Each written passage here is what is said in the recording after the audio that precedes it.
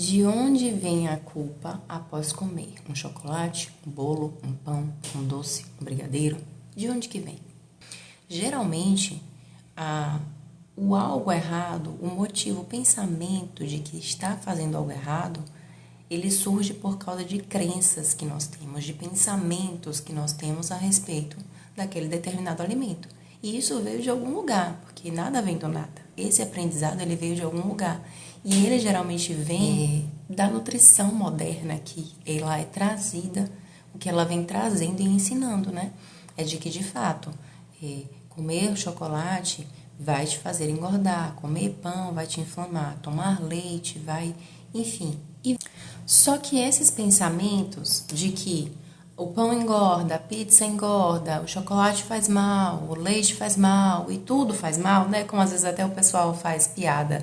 O que eu vou comer hoje? Porque a água faz mal, tudo faz mal, o que eu vou comer?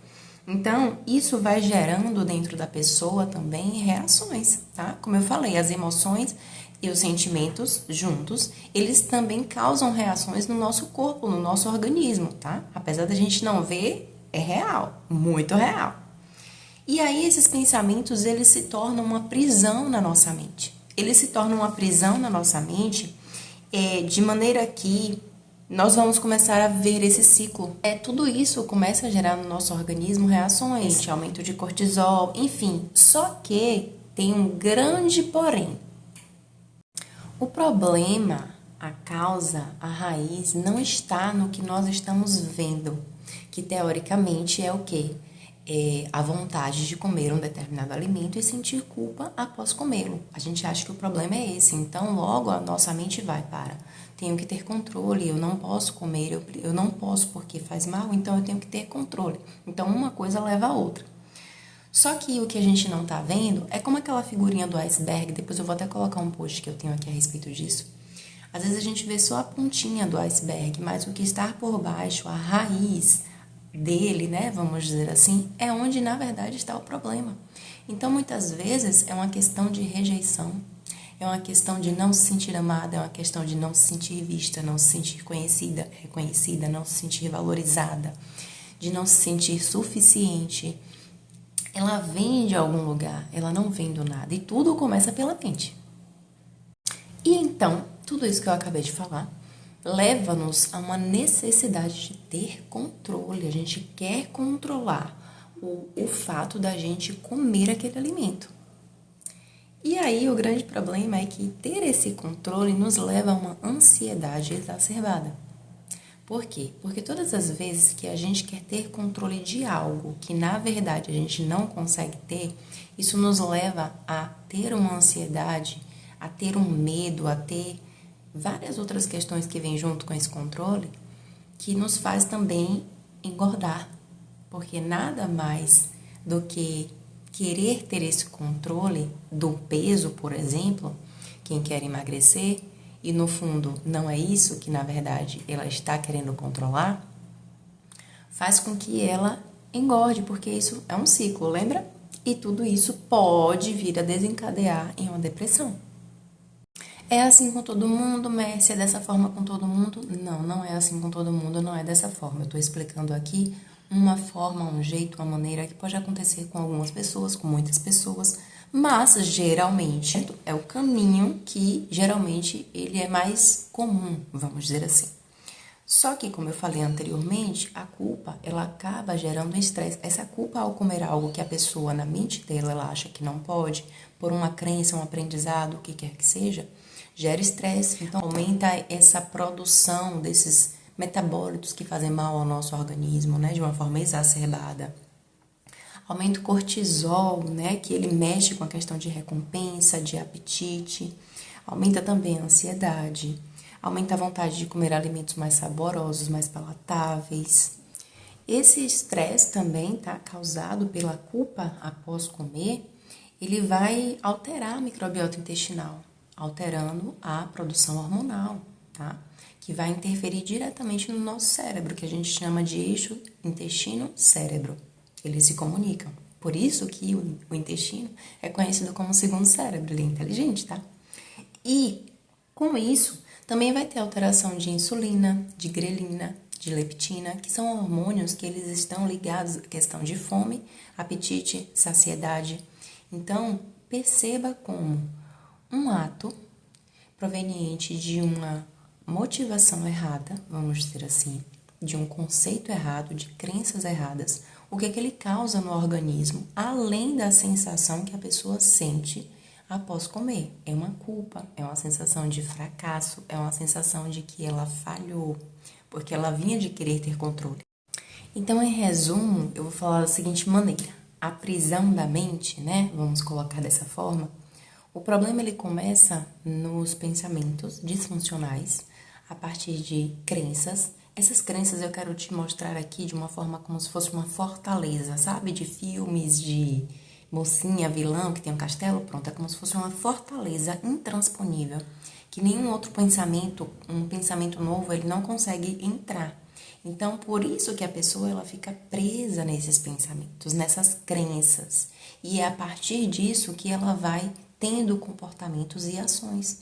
Então, se essa pessoa ela tem uma crença, uma fortaleza na mente dela, de que aquele alimento é uma besteira, que hoje é dia do lixo, que aquele alimento engorda, que aquele alimento faz mal, ela vai se sentir mal e ela vai se sentir como se estivesse fazendo algo errado mesmo, entende? Muito errado. E aí é que vem a culpa. E aí, geralmente, quem passa por isso, após sentir essa culpa, né, depois de ter comido, o que é que ela faz? Ela se pune. Qual é a forma de punição? Vou fazer dieta, vou cortar esses alimentos. Então, ela se pune dessa forma porque ela, na verdade, sentiu culpa, fez algo errado, que era ter comido aquele alimento que ela não deveria ter comido, de acordo com as referências que ela tem internas, dentro dela, na mente dela. E aí ela volta ao controle, à dieta, só que não consegue sustentar por muito tempo, porque lembra que a raiz não é simplesmente uma questão de paladar, de força de vontade, de foco, não. O problema é muito mais profundo do que a gente imagina. E aí ela volta ao comer, a comer por motivos emocionais, né, que a gente chama da fome emocional. E aí o sentimento novamente de culpa vem, de fracasso e tal, e aí vem uma impulsividade. Junto com isso também vem o ganho de peso, vem a ansiedade, vem outras coisas junto. Tá, Mércia, me identifiquei com o que você falou, entendi tudo, e agora eu quero saber, tá, e o que é que eu vou fazer com tudo isso, com todas essas informações, já sabendo isso, já sabendo que eu já tentei diversas coisas, diversas vezes, dietas profissionais, enfim, o que é que eu vou fazer? Primeiro de tudo, você tem que identificar quais são as raízes desse problema. Lembra do iceberg? Você tem que entender o porquê que você vive fazendo dieta e não emagrece. O porquê que seguindo uma alimentação natural, ancestral, cetogênica, carnívora, enfim, tudo que está em alta, ainda assim você continua tendo sintomas, continua sem conseguir emagrecer, continua, enfim. Por quê? É isso que você tem que buscar. Tem um ponto que eu não posso ignorar, eu não posso deixar de falar, que é fortalecer a sua espiritualidade, a sua fé. E se você acredita em Deus, se joga nele, se aprofunda nele. Porque, por mais que a gente queira esquecer ou ignorar, ou algo do tipo em relação a esse tema, a esse assunto especificamente, a gente acha que não tem nada a ver, pode sim ter muita relação com muitas questões, né? E aí, eu lembro inclusive daquela parábola que tem lá em Lucas 12, 13, 6, que fala da figueira, que ela não dava frutos, que ela estava há 3 anos sem dar frutos. E aí, o rapaz que cuidava falou assim: deixa que eu cuide e eu escave ao redor dela e lhe ponha estrume. Às vezes, o que está faltando é algo muito além do que um alimento, um suplemento, uma atividade física. E talvez a paz ao comer, esse relacionamento saudável com a comida, esse comer de forma saudável, ainda que seja um pão, um bolo, um chocolate, os alimentos que são considerados ruins, digamos assim, na verdade você talvez vai começar a comer com mais tranquilidade, sem sentir culpa. Simplesmente, mestre, é porque agora eu estou fortalecendo a minha espiritualidade e buscando a Deus? Não, não é simplesmente por isso. Tudo é um processo, tudo leva tempo, nada é do nada. E aí eu gosto sempre de trazer, dentro dessa temática que eu falei aqui agora, Eu quero trazer, na verdade, um pouco da minha experiência, do que eu vivi, né? Do que eu experimentei nesse sentido em relação à questão de culpa. Que eu já passei por isso e eu entendi o porquê, entendi a raiz do problema. Eu nunca tive sobrepeso nem obesidade, nunca. Sempre fui magra, desde pequena, desde a infância, desde a adolescência, desde que eu me entendo por gente. E eu sempre tive, a partir dos 15 anos por ali, uma necessidade muito grande de ter controle sobre o que eu comia, sobre o meu corpo, se manter magro, sobre o meu corpo se manter definido. E tudo isso, eu já contei aqui, já falei, tem post sobre isso, veio por causa de um comentário que eu escutei de uma coleguinha da escola. E aquele comentário entrou e eu acreditei naquilo por muitos anos. E eu vivi sob essa prisão da minha mente de que eu tinha que ser alguém com um corpo que eu tivesse controle. Só que na verdade não era isso que eu queria ter controle. Eram coisas muito mais profundas. Eram questões relacionadas muito mais à minha autoestima e identidade do que simplesmente o físico. E eu comecei a atender mulheres que tinham esses mesmos problemas ou problemas muito semelhantes, além de outros, né? Era rejeição, raiva não tratada, né? Não colocou para fora o que sentia, medo de ser livre, então ela se auto-sabotava, ela se auto-sabotava na vida e na alimentação. E eu comecei a perceber que muitas mulheres, na verdade, elas não precisavam de um acompanhamento nutricional.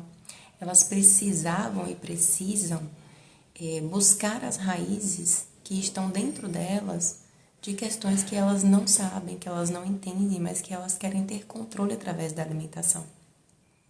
E isso ficou cada vez mais forte, porque eu percebia que a cada atendimento não era isso que elas precisavam. Elas queriam, mas não era o que elas precisavam. Então, se eu pudesse deixar uma sugestão para você, é que você questione os seus pensamentos. Você comece a duvidar deles, comece a confrontá-los com o que é verdade, o que é realidade. E concomitante a isso, você também comece a procurar quais são as raízes dentro de você que te fazem querer resolver algo que não está sob o seu controle. Você não tem essa capacidade. Você pode tentar ter esse controle, você vai ter por algum tempo, mas depois você não vai conseguir mais manter. E eu não estou falando somente de alimentação não, tá? Estou falando de várias outras áreas de sua vida, que você tem tentado ter controle e você não tem conseguido. A alimentação eu falo porque é a área que eu estudo, que eu gosto de estudar, de atuar e que é muito comum de ver, né? As pessoas não terem esse controle ou quererem ter esse controle e não conseguirem. Então, fica aí a reflexão.